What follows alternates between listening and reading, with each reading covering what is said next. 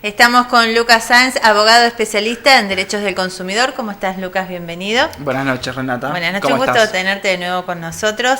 Muchísimos temas, como siempre, para hablar, ¿no? Tenemos muchos temas. Hoy venimos un poco más con un poco de práctica, ¿no es cierto? Como siempre, tratando de informar a los consumidores.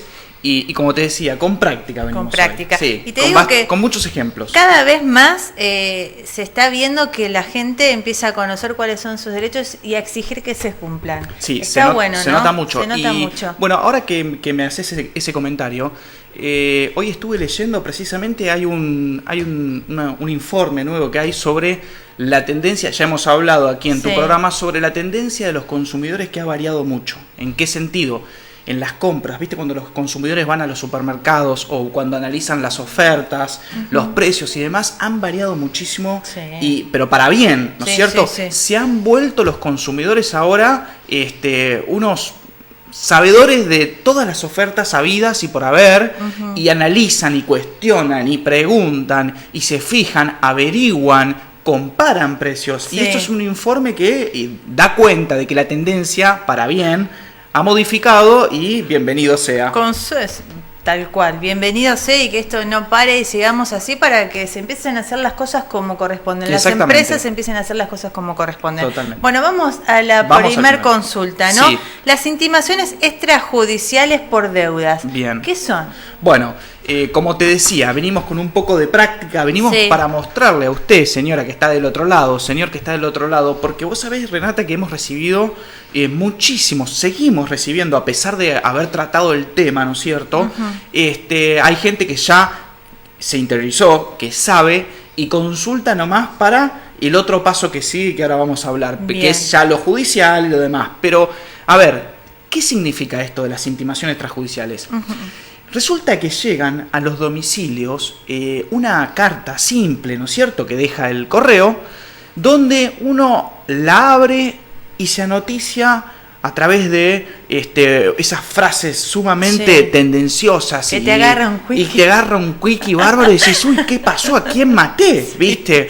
Vendo la casa. Y resulta que te di con un cartel grande que dice, intimo en el plazo de 48 horas a que abone el monto total de la deuda. O va a explotar. Bajo apercibimiento de embargo de haberes y de embargo de bienes, muebles, inmuebles, automotores, oficios, a todos lados, informes a las empresas de riesgo crediticio y decís, pero ¿a quién maté? Tal cual. ¿Qué pasó acá? Además por sumas que uno no tiene. Y resulta que después todo esto provenía de una deuda, a veces y en la mayoría de los casos, de alguna compañía de telefonía celular que quedó ahí pendiente, y esas compañías, viste que nosotros hemos charlado mucho, que ceden las deudas, las venden las deudas, las compañías de telefonía celular y demás, venden las deudas a empresas que se encargan de cobrarlo, y bueno, esas empresas son las que nos mandan estas cartas. Entonces la gente se pregunta, ¿qué valor tiene esto?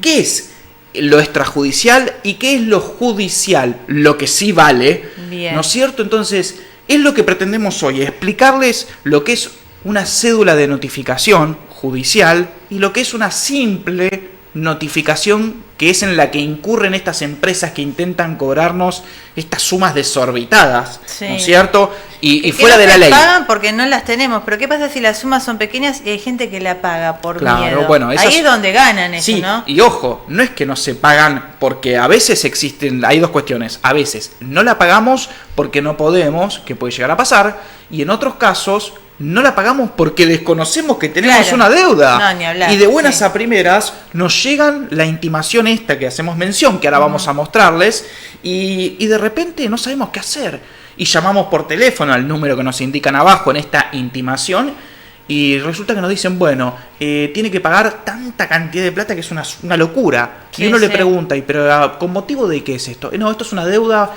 que le quedó pendiente con telefonía celular. De 1979. De 1.900 pesos, por ejemplo, y tiene que pagar 10 cuotas de 5.000 pesos. Una locura. Entonces ahí decimos, ¿qué pasa? Bueno, hay mucha gente que no comprende por ahí el alcance de estas intimaciones, y ante el miedo a que le embarguen el sueldo, que le vengan a la casa con una orden judicial y demás, paga. Esto está prohibido. Entonces, hoy le vamos a mostrar a usted qué es una notificación como corresponde, una notificación legal, y qué no. Antes de seguir, ¿te puedo hacer una pregunta antes? Porque si esto está prohibido, ¿quién regula y por qué esto se sigue haciendo? ¿Quién tendría que regular para que esto no siga sucediendo? Bueno, existen un montón de organismos, específicamente en lo que es la defensa del consumidor. Tenemos la Secretaría, que está dentro del Ministerio, la Secretaría de Defensa del Consumidor, y esta es la que se encarga a nivel nacional de impartir, ¿no es cierto?, una serie de políticas públicas en defensa de los consumidores, y que pretende también regularse a través de leyes específicas. Se pretende regular este tipo de cuestiones y demás. Las herramientas que tenemos hoy por hoy básicamente es la política que quiere llevar adelante el Estado y la ley. La ley nos defiende y prohíbe este tipo de intimaciones extrajudiciales. Están prohibidas tanto al domicilio, como la podemos recibir en el domicilio de nuestra casa, como las notificaciones extrajudiciales al domicilio laboral. También. Que eso ya es un extremo y eso ya es un generador de un daño moral muy importante. ¿Y pero podemos iniciar algo legalmente? Totalmente. Pero ¿qué pasa? Viste que nosotros a veces hablamos también acá de un consumidor que inició un juicio y que le pagaron como monto indemnizatorio tanta cantidad de plata y demás. Eso es porque el consumidor, en definitiva, consulta con un abogado, inicia el reclamo, inicia la demanda, y después de esperar el tiempo judicial, ¿no es cierto?, 1 año o 2, en el que termina el juicio, se cobra o le pagan una indemnización producto de estos daños que vos decís, claro, que están prohibidos. Están prohibidos. Bien, lo lógico sería que, está bien, que nosotros conozcamos que está prohibido a partir de ahora, pero alguien tendría que regular y que algo prohibido no se siga. Regular y tal vez controlar. Se pueden hacer controles sobre determinados estudios, porque se hacen llamar estudios jurídicos de cobros y demás, y no son estudios. Entonces, bueno, se podría llegar a controlar, pero bueno, para eso hace falta también una política activa en ese sentido, y una asignación de gastos para los inspectores. Nosotros sabemos que, por ejemplo, aquí en Tandil no tenemos por ahí inspectores que se encarguen de controlar este tipo de cuestiones. Bien. O de controlar precios, como ya hemos hablado mucho. Sí. Bueno, Lucas, acá vamos a mostrar para que los que nos estén viendo sepan y no paguemos nada. Exactamente. No caigamos. Exactamente. Por ejemplo, ¿qué es lo que hemos traído hoy, Renata? Bien. Aquí tenemos una cédula, ¿no es cierto? Esto es una cédula judicial. Bien. Esto es una cédula que salió de un juzgado competente, de un juzgado civil y comercial, donde se notifica, a ver, señor director, tiene si me puede... Tiene muchas hojas, ahí está, por lo que veo. Sí, bueno, esto es una cédula que es lo legal. Esto es una notificación judicial. Aquí en la cédula vamos a tener el nombre del órgano, ¿no es cierto?, el juzgado de primera instancia, por ejemplo, en lo civil y comercial, de la ciudad de Tandil, y vamos a tener también el nombre a quien está destinada la cédula para notificar. ¿Y qué es lo que se va a notificar? El inicio de un juicio, por ejemplo. Hablando de lo que es una cuestión de deudas, el juicio del que hablamos es un juicio ejecutivo, ¿no es cierto? Bien, sí, entonces, como vemos, en la parte de abajo, aquí, se notifica el inicio de un juicio ejecutivo. El juicio ejecutivo es el que se pretende cobrar una deuda, ¿no es cierto? Como las que hablamos de este tipo de deudas por cobros en empresas financieras y demás. Y aquí se pretende cobrar una deuda y aquí se notifica del inicio de la demanda, con el monto de lo que se está reclamando y el plazo que tenemos, generalmente de 5 días, para contestar esta demanda. Entonces, cuando a nosotros nos llega esta cédula judicial como la que acabamos de ver, bajo firma se entrega, ¿no? Sí, no se deja a... Viene un oficial de justicia, que es el oficial notificador, y le dice: señor, ¿usted es tal? Sí, bueno, lo vengo a notificar de este inicio, de este expediente, de este trámite judicial. Esto ya es un juicio. Y nos dejan la cédula. Nos dejan la cédula donde nos notifican, donde nosotros firmamos que recibimos la cédula, y junto con la cédula vienen todas las copias de la demanda, ¿no es cierto? Viene explicado todo. Acá está la copia de la demanda con las copias de la prueba documental y de las demás cuestiones legales que van a hacer el juicio. Claro, no es solo un papelito. No es un solo papelito. Esta notificación es la que vale. Bien. Esta es la que vale. Y a partir de aquí, cuando usted firma, tiene que saber que cuenta con un plazo que está determinado aquí en la cédula, a partir del cual usted tiene que contestar esta demanda. Porque si usted no contesta esta demanda, se vence el plazo y el juez es muy probable que automáticamente le dicte una sentencia, ¿sí? Y esa sentencia va a mandar a llevar adelante la ejecución. ¿Qué significa esto?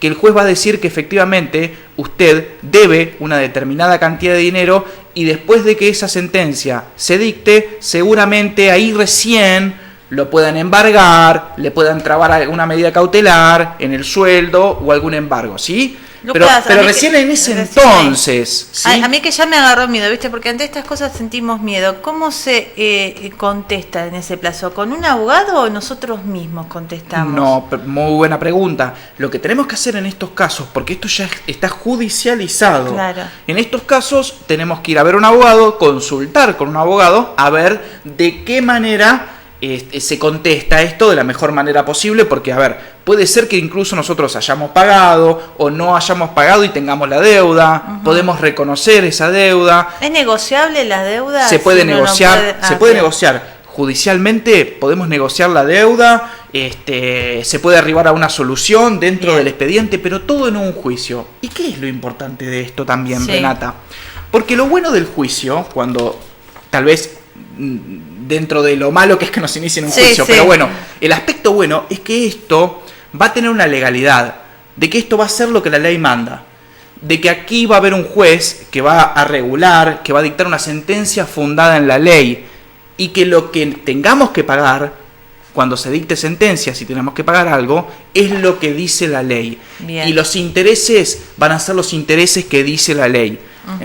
Me explico en ese sentido. Claro, no ver porque más, si recibimos una notificación extrajudicial, esa que la que hablábamos hoy, que ahora vamos a ir a mostrar, seguramente de 3.000 pesos que debíamos nos van a querer cobrar 60, 70.000. Claro, una locura. Y a veces llamamos por teléfono, como vamos a mostrar ahora algunos casos, y nos piden negociar una deuda que también sigue siendo excesiva, con unos intereses altísimos.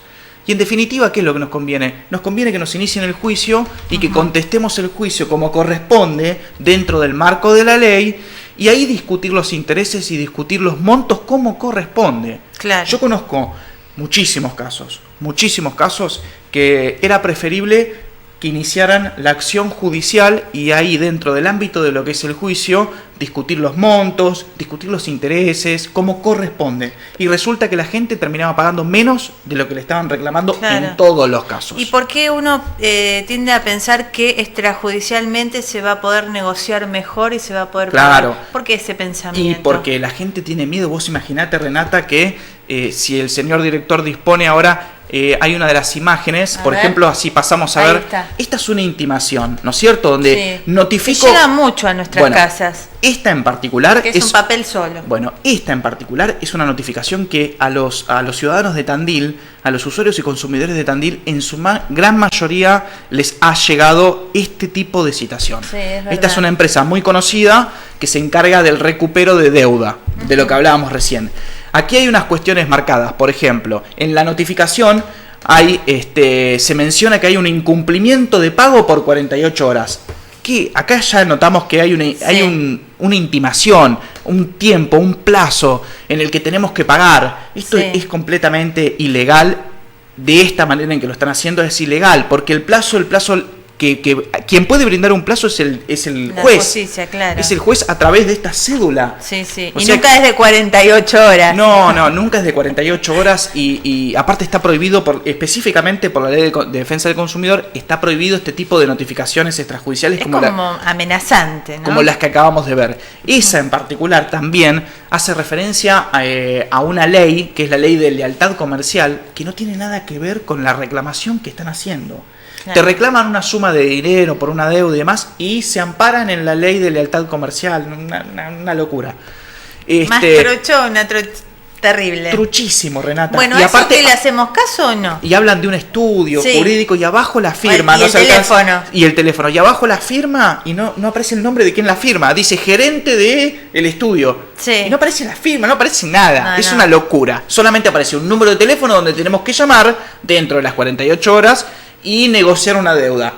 Todo una estafa total. Y un ejemplo de negociar esa deuda, que era una deuda de 3.000, por ejemplo, que le hicieron. Una deuda de 3.000 en estos casos era la señora tenía una deuda de 3.000 pesos. cuando llama aquí a este estudio jurídico aparentemente, le informan que la deuda es de 60.000 con intereses y demás cuestiones, y además solamente por hoy, ¿viste? Solamente por hoy, si usted abona de contado, le hacemos una quita y tiene que pagar 35.000. Falta el llame ya y lo completamos. Estos son los estilos de notificaciones. Y hay otras notificaciones un poco más avanzadas en lo que es la estafa, que abajo viene un cupón de pago. Entonces, vos directamente... una de esas para entonces, ver? No, en ese caso... Vamos a tener la próxima. No tenemos, hay otra que es de otro tinte, pero son todas similares, lo mismo. Esta que te digo, que es más avanzada, dice... viene con un cupón de pago, entonces vamos a algún centro de esos pagos rápidos, automáticos, y abonamos la deuda. Con montos también muy desorbitados. La deuda por ahí son 700 pesos y tenemos que pagar 5.000, 6.000. Y que si te lo dan en cuotas y te hacen un 50% de descuento, uno cae. Porque ante el miedo y aparte pagás. Tengo conocimiento de gente que ha venido al estudio y me han comentado que cuando lo llaman por teléfono a la señora por ahí mayor, que la agarran imprevisto así, y le dicen, si usted no abona o no accede a este plan de pago que solamente le vamos a ofrecer hoy, y no hace un pago o no se compromete con el pago, la semana que viene le van a ir a embargar los bienes, le van a embargar el sueldo, y la gente... Ya asustan, sí. Vos sabés lo que ha pasado esa señora y muchos otros que también tienen la misma cuestión. La verdad que esto es una locura que pase. Pero bueno, lamentablemente pasa. Lo mejor es tener un asesoramiento en ese sentido y las demandas se contestan y se ganan. Lo más pronto, por ejemplo, me preguntabas recién, ¿qué pasa cuando recibimos una notificación de ese estilo, de ese tipo de estafas? Sí, ¿qué hacemos? No le hagamos caso. La tiramos, no le hagamos caso. Guardémosla, pero no le hagamos caso. Y si nos llaman por teléfono, vayan a consultar con algún abogado o directamente no le hagan caso hasta el momento en el que les llegue la que vale. La que vale es la judicial. Bajo firma, todo. Que va a ir con una firma, con un oficial notificador, que va a ir a tocarle el timbre y le va a decir, señor, ¿usted es tal? Sí, bueno, lo notifico de esta demanda. Y viene la demanda con las copias, con todo, todo formal, donde usted va a tener que firmar y demás. Bien. Eso es lo único que vale. Eso es lo único que vale. Bueno, estar atentos. Entonces, notificaciones muy truchas con amenazas de 48 horas, un papelito solo y que nos las dejan en el correo. No, quédese tranquila, señora. Quédese tranquila con eso, que no tiene validez. Bien. No tiene validez. Y si se quiere despejar la duda, guárdela y acérquesela a su abogado de confianza, consulte. Y no llamen a ese mismo número, muy importante porque ahí es donde van a empezar a hacer... Exactamente, ahí entran en el juego de ellos, de que solo por hoy, de que es bajo apercibimiento de tal o cual cosa.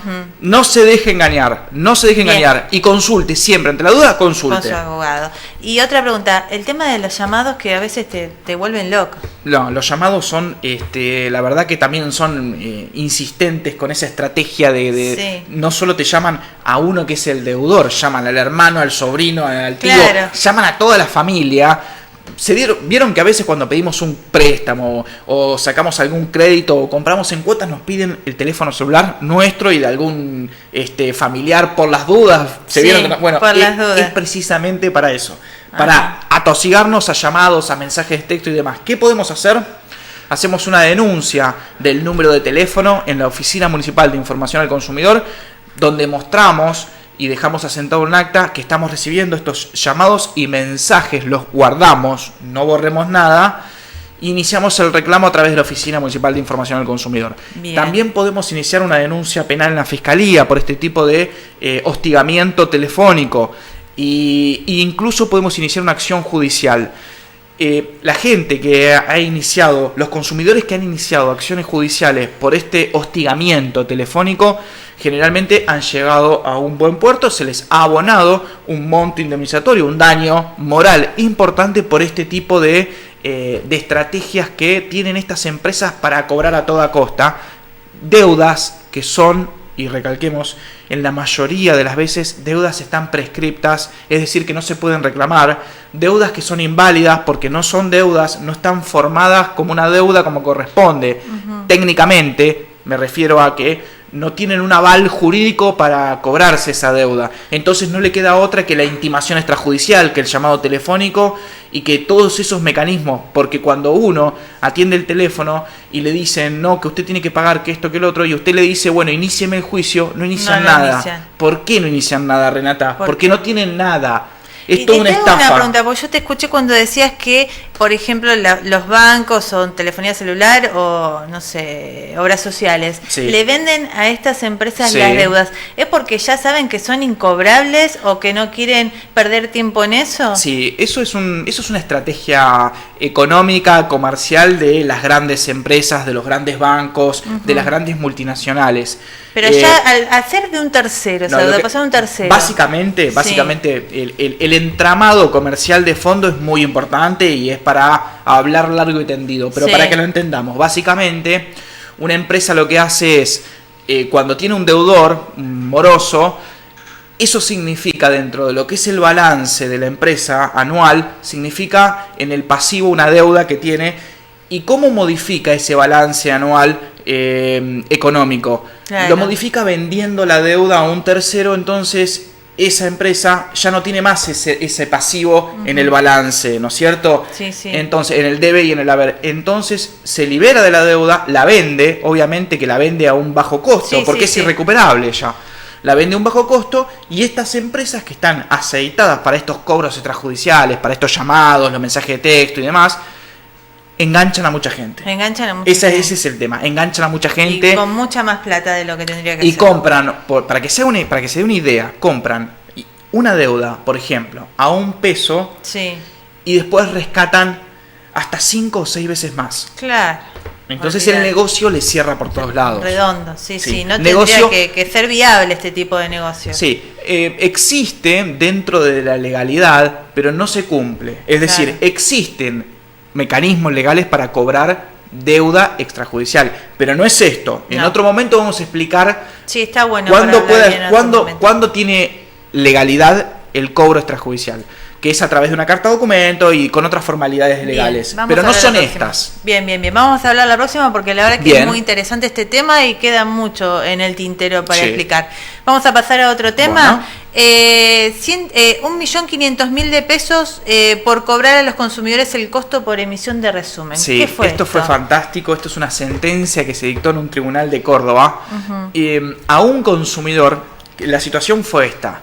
Se le venía cobrando la emisión de resumen. Viste que cuando te llega el resumen mensual de los costos de tarjeta de crédito, de los débitos y demás, nos cobran abajo la emisión de resumen tanto dinero, por emitirnos el resumen.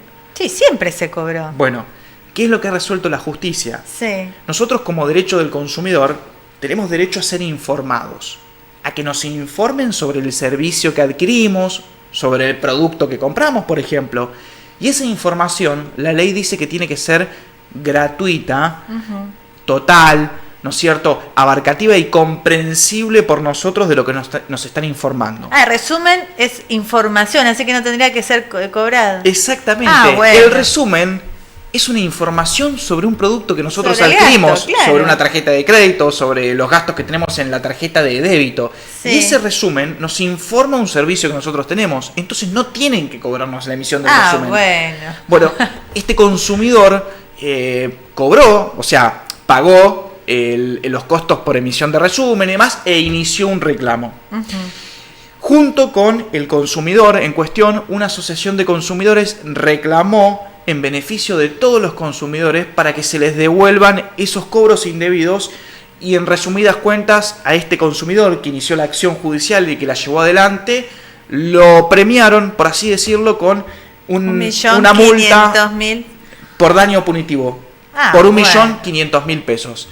Por daño punitivo, vale hacer la aclaración. El daño punitivo, ya hemos hablado nosotros, es una indemnización, si se quiere, ¿no es cierto?, que tiene por objeto castigar estas conductas que van en contra de los derechos del consumidor. Es decir, que las empresas dejen de cometer estas actitudes, estas injusticias.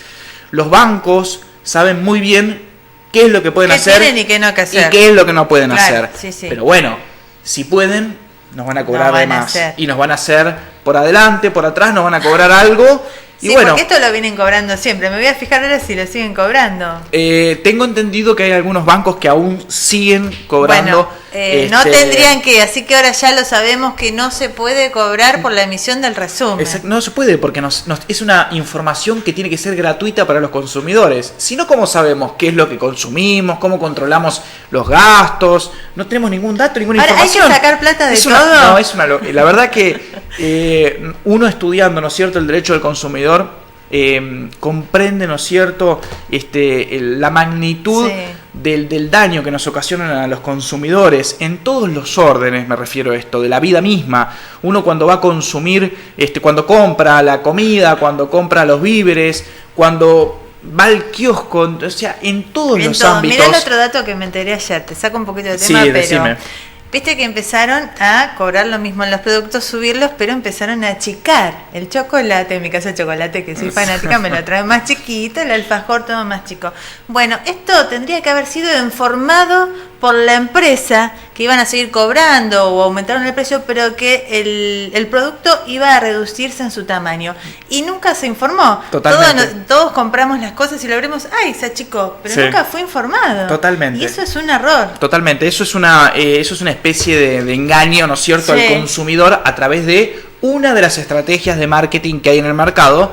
Nosotros hemos hablado también mucho sobre las estrategias de marketing que nos penetran por todos lados y caemos a veces. Pero bueno, casi siempre. Acá no nos informaron y tendría que haber, tiene que haber multas. Totalmente. Lo que pasa que no esa es la clave, Renata. Esa es la clave.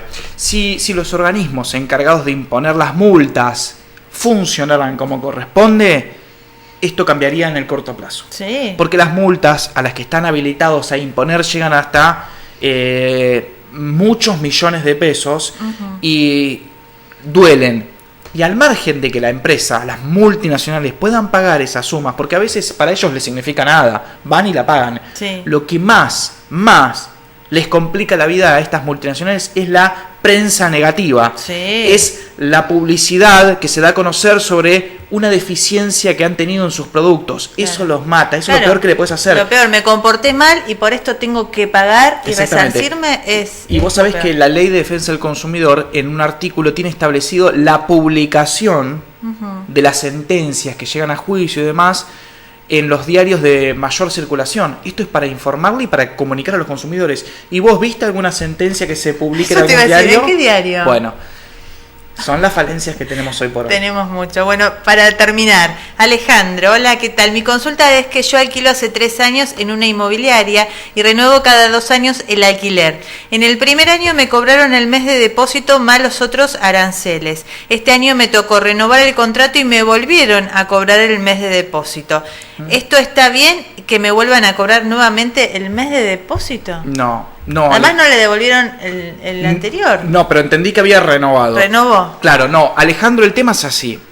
Cuando uno inicia un contrato, ¿no es cierto?, locativo, tiene que pagar el mes de depósito, está contemplado en la ley y está bien pagar el mes de depósito en garantía y demás, ¿no es cierto? Que esa garantía dura lo que dura el contrato, ¿sí? Bien, supongamos entonces, para poner un ejemplo práctico para que lo entendamos bien, Renata, pagamos 1.000 pesos de depósito y el contrato dura 2 años. Cuando termina el contrato nos tienen que devolver el mes de depósito más la actualización monetaria porque se tiene que compensar. ¿Esa la sabías? No, me quedé, ¿cómo?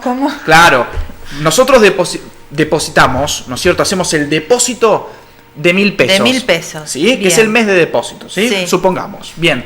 Cuando termina el contrato, a los 2 años, nos tienen que devolver esos 1.000 pesos actualizados por la depreciación monetaria que va a haber en esos 2 años, nos tienen que devolver esos 1.000 pesos actualizados, siempre y cuando entreguemos la vivienda en las mismas condiciones en las que lo recibimos y demás, y no haya ningún conflicto. Bien. Eso es algo que no se sabe, ¿no es cierto?, que no se tiene en cuenta. Y es así, nos tienen que devolver el monto actualizado. Ahora, habiendo hecho esta aclaración, vamos al caso en el que a él... Pregunto. Sí. Porque también hay que preguntar de los dos lados, ¿no? Sí. Y el locatario que es el que alquila, si a fin del contrato ve que el departamento no se está entregando en las condiciones y esos 1.000 que hace 2 años era plata, pero a fin del contrato no es plata, si al devolverlo hay que aumentarle el valor por los intereses, por lo que hablamos, también tiene que pagar más si no alcanzara a arreglar los... Totalmente. Es para los dos lados eso. Totalmente, si los daños que tiene el inmueble superan eso. Claro, no se alcanza a cubrir con ese mes de depósito, tiene derecho a reclamar por la diferencia, siempre y cuando me justifique, ¿no es cierto?, con las boletas de pago de los servicios por pintar o por reparar calefón o lo que sea, ¿no es cierto? Y esté en una factura, me va a dar la factura y me va a decir, bueno, son 5.000 y del depósito mío fue 1.000, la diferencia tengo que abonarlo, obviamente. Bien. Sí. Bueno, totalmente. Entonces ahora cuando renueva... Y en el caso de que nos comenta Alejandro, llegó el vencimiento del contrato a los 2 años y él dice que renueva. Sí. Y cuando renueva, le vuelven a cobrar otra vez los 1.000 pesos. Bien. Está mal. No pueden volvernos a cobrar esos 1.000 pesos. Ahora bien, sí pueden cobrarnos una actualización, porque claramente al renovar el contrato se renuevan los valores locativos, se renueva el valor del alquiler. Entonces, si el aumento del alquiler aumentó, por ejemplo, un 15 o un 20%, corresponde que el depósito aumente un 15 o un 20%. Entonces, en ese caso, cuando renuevo, pago una diferencia del 15-20% de lo que era el depósito. Eso está bien. Es como bien decís vos, para las dos partes igual, equitativo, y que es lo que corresponde. Bien. Pero no volver a pagar 1.000 pesos. No, como si no hubieses pagado nada en el contrato. Exactamente. En el primer contrato. Solamente el porcentaje en el que se reajusta el alquiler es el que vamos a reajustar el depósito. Bien, estar bien atentos. Vamos a hablar un día también del tema inmobiliario de alquileres, porque hay cosas que no está dudoso. Nosotros hemos hecho siempre, hemos hablado sobre lo que era la publicidad, de lo que era la oferta pública de los inmuebles dados en locación, ¿no es cierto?, desde las inmobiliarias. Y es un tema que se cuestiona mucho y que se discute mucho sobre si se aplica la Ley de Defensa del Consumidor a estos casos o no. Bien, la doctrina está dividida, la jurisprudencia un poco también. Yo entiendo que se aplica a rajatabla la Ley de Defensa del Consumidor. Porque sos un consumidor también. Y vamos a traer algunos casos concretos, como siempre hacemos, para poder distinguir si aplica, si no aplica, en qué casos y en qué casos no. Bien, bueno, la verdad que hoy hemos sido bastante prácticos y de mucha ayuda para no caer, ¿no?, en estas amenazas, ¿no?, y que a veces nos agarra miedo y uno va y paga y pide prestado y paga igual yo pido por favor, siempre pido por favor que averigüen, que pregunten, si tienen acceso a alguna computadora con internet, en Google ponen el nombre de la empresa que los está intimando o algún dato que surja ahí, enseguida surge que son estafas de todos lados, en toda la Argentina, con un poquito de nomás de moverse. Ya los comentarios de la gente cuando en las publicaciones. Y vos sabés que lo que bien decís, muchos se vuelven a endeudar para pagar la deuda original. Entonces, porque va a pedir un crédito, para pagar otro crédito, es una locura, pero lamentablemente lo llevan a uno a caer en ese tipo de cosas, Renata. Y bueno, hay un montón de... Vamos a hablar, acuérdense todas las consultas al 4480-100 o a través de nuestro Facebook TV Tandil Noticias o por mail madmultimedios@gmail.com o si no a Lucas directamente en a nosotros nos pueden encontrar a través de internet, en las redes sociales, Estudio Jurídico Sans, como ustedes ya saben, o también en internet, en la página del estudio que es www.estudiojuridicoSans.com.ar. Ahí nos encuentran, están los teléfonos nuestros, los correos electrónicos, cualquier duda, ahí nos van a encontrar. Bueno, muchas gracias hoy, porque hoy con moñito fue. Por favor, la verdad, Renata, que nos vino muy bien, gracias Lucas. Nos vamos a una pausa y enseguida volvemos con más noticias.